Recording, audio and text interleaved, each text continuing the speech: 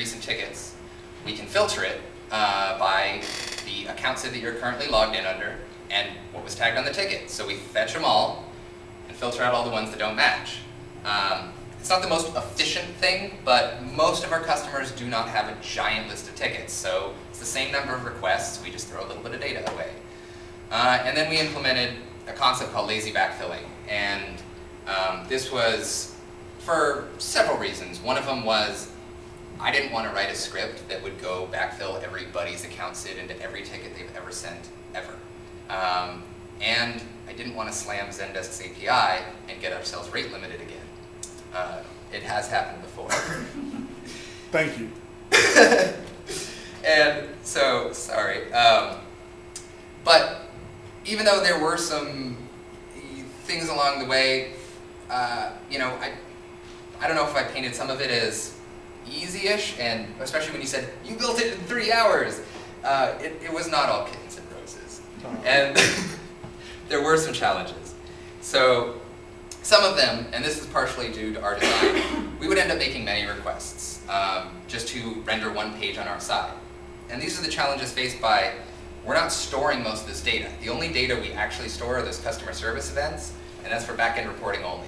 Customers never see that. So to build one page, let's say just the ticket threading page, so you're looking at the instance of one ticket, we will have to make a request for your user, a request for your organization.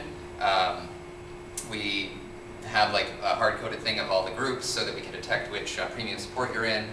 But then we fetch the ticket, and then we have to fetch all the comments, and to get a little bit extra information like the user's avatar and the date it was submitted, we have to go get the audits from the API. So we end up making a lot of requests. Now the pages still load fairly fast, but we also get a lot of repeated requests. That user, that organization, that stuff, we fetch it over and over and over again. Anytime you're in the support interfaces, you end up just getting the same information again and again.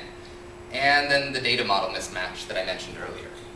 Now, although we came to a solution that allowed us to ship multi-user without breaking our premium support offering, this is not the perfect solution. And the reason I say that is, although it works great in the account portal, there are some challenges when it comes to email, which a lot of our customers still depend on. It means that that magical custom field is not filled. So it then becomes a burden on our support agents. But we were able to surface those account SIDs and that account information inside the agent interface. But it means that they have to kind of look at it and think about which account this person's talking about. You know, is it their personal account or the company they work for? And it adds a little bit of an overhead to the human process for our agents. And then this last bit, which was developer API knowledge. Now, as simple as the version 2 API of Zendesk was to integrate with, and I have to say it was a pleasure. Although I got into it, I read a lot of the documentation. You know, I've got lots of engineers on my team that need to interact with Zendesk. And based on the way I built it, which was the simple wrapper concept, they have to go read Zendesk API documentation. And even though that doesn't take very long, I kind of felt it's a little unnecessary. So the next steps, what I wanted to do with the Zendesk API, which is kind of on my roadmap, is I want to object-orient that client. And open source it. Yes.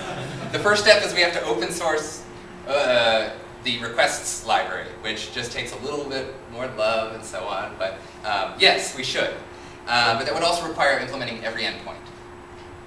So maybe if we start, you'd want to contribute. Yeah, totally.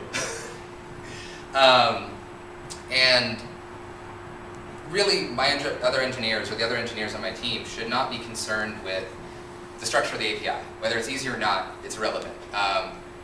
The fact that it's going over the wire, we're talking to a database, or anything, we should have a common interface that we like internally. Caching. Remember I mentioned all of those repetitive requests? A lot of the highly repetitious ones are the ones that change the least. So it seems like a really easy candidate for caching. but it still has to be done intelligently.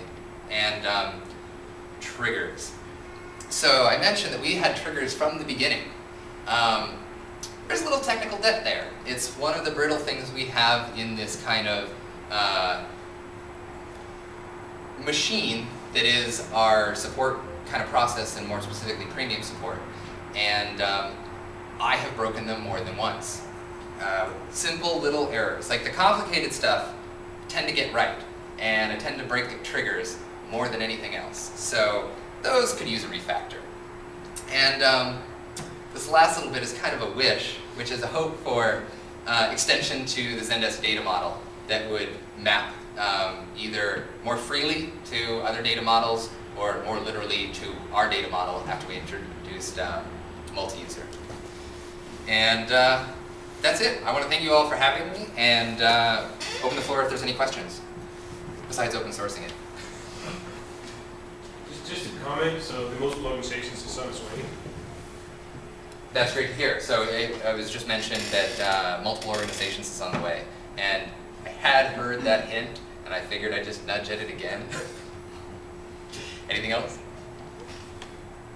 Well, thank you all.